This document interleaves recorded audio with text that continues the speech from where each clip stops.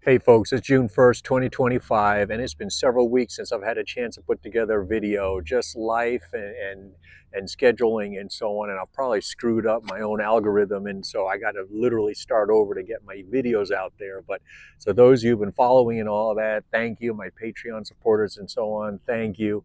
For those of you who are just finding me, my name's John. I'm an Army veteran, a retired police officer, and founder of Gentle Response. My team and I specialize in conducting very dynamic, realistic conflict de-escalation training seminars around the country. Now, my name may be John Reilly, but I want to make sure you guys understand I have no relationship or any kinship or anything with this John Reilly, who in early May 2025 got himself so panicky, so scared, that he went outside and shot a poor lost Uber driver in the back, even as the Uber driver was trying to leave the premises. Check out this story. Tonight, newly obtained surveillance video reportedly showing the moment an elected official in upstate New York shot a DoorDash driver outside his home. The driver, who has not been publicly named, was attempting to deliver food to a house in Chester, New York, police say, when he became lost and unable to navigate using the app.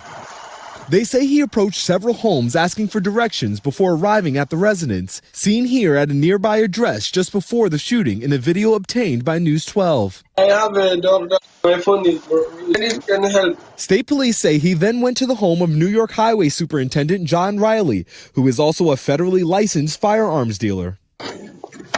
Another video obtained by News 12 reportedly showing the 48-year-old walking out of his house. The video appears to show Reilly initially shooting into the side of his yard, yelling at the driver to leave as the DoorDash driver turned on his ignition. Go! Go! Moments later, firing toward the vehicle after the driver starts to reverse. Shooting once more as the victim drove off. Police say one of the bullets struck the driver in the back, causing serious physical injuries. Reilly tonight out on bail, but facing felony assault and criminal weapon possession charges, according to state police. And just like that, in a flash, because this man did not slow down, take a breath, assess the situation, and of course his argument and defense argument is going to be, oh, I felt in fear for my life and my family. Well, folks, what exactly was the imminent danger of great bodily harm or death to him or his family? All the man had done was ring the doorbell. He hadn't said anything, broken anything, and yet this man got himself so worked up, so panicky, so scared that he overreacted and almost murdered an innocent guy trying to do the right thing, do his job, deliver some food. You'll notice that all my videos have two common themes. Number one, when dealing with someone who's loud, rude, and obnoxious, how to avoid saying or doing something that could escalate that situation.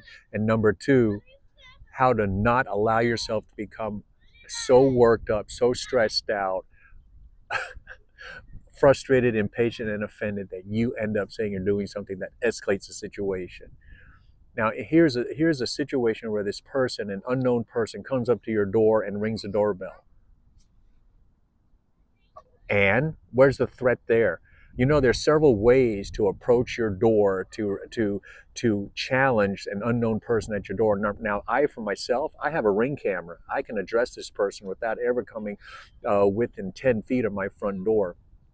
If I don't use my Ring camera, I've got a little peephole. And if I use my peephole, I rarely stand directly in front of it. I'm usually standing off to the side, offset, just in case someone starts cranking rounds to the door. They're most likely going to be shooting through the center of the door. So I'll stand offset off to the side to peek through the peep sight and challenge, hey, who's out there? Can I help you? I also, if I do open the front door to address a little bit closer the person in front of me, I have a storm door that I keep locked. So if they suddenly try to make a grab for it, the door's already locked, I just slam my door. I mean, there's ways of handling the situation without allowing yourself and letting yourself become so panicky that you exit the door, that you exit your home, the safety of your home, and start cranking rounds first at the ground, in the yard, in some threatening manner, and then actually start shooting at the vehicle as it's leaving. Because when you look at that video, When you look at that video, that Uber driver was leaving. He hadn't said anything, hadn't threatened anything, hadn't done anything. He was leaving. He's got food to deliver. And yet this homeowner, this John Knucklehead, cranked rounds at him. Folks, if you're a lawfully carrying, lawful gun owner, please do not do stupid shit like that so that the anti-gun movement uses you as a poster child as to why no one should have a gun. Jeez. And you know what makes this situation and incident so personal is that that person could have been me, the driver, the lost driver. I've been in that situation. And as a matter of fact, with the last several years, there have been some very similar incidences, two I can think of in Texas, where drivers had pulled into a driveway, motorists had pulled into a driveway. One was checking on his phone, and another one, I can't remember what it was, but homeowners came out and murdered them, shot them. And then their excuse was, oh, stand your ground and castle doctrine. Here's a problem. There's a lot of well-meaning gun owners out there who don't freaking understand the little minor details, critical details that go into the stand your ground legal defense and the castle doctrine legal defense. Number one, can you articulate imminent danger of great bodily harm or death? What was this other person actually saying or doing to justify lethal force against him? But here's the thing. Many years ago, I'm a photographer on the side also, and many years ago, before GPS and Google and all that became prominent with Google Maps and all that, and in those early days, GPS was where it was at.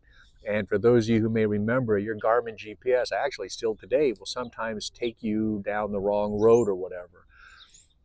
I was on my way to a buddy's house out here in Saranac, Michigan, to do some family photos, and my GPS took me down the wrong driveway, about a quarter of a mile away from his house. As I'm pulling up to the house, I'm recognizing, okay, based on the way he had described his house, this is probably not his house. I stopped my car, I backed up a little bit, and then I kind of pulled over so I could call him on the phone just to verify where I was at and how close I'd come, and so that he could talk me into his house.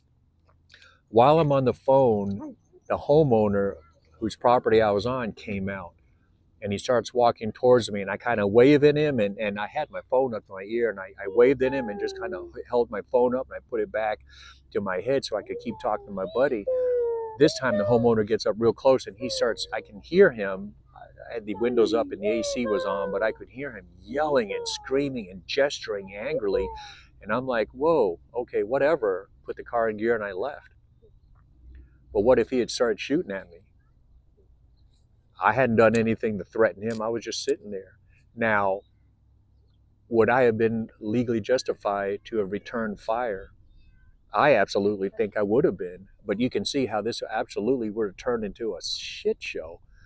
This guy overreacting and cranking rounds at me, and all I was doing just sitting there trying to orient myself, which is exactly what's happened in two other cases, again, two that I know of in Texas.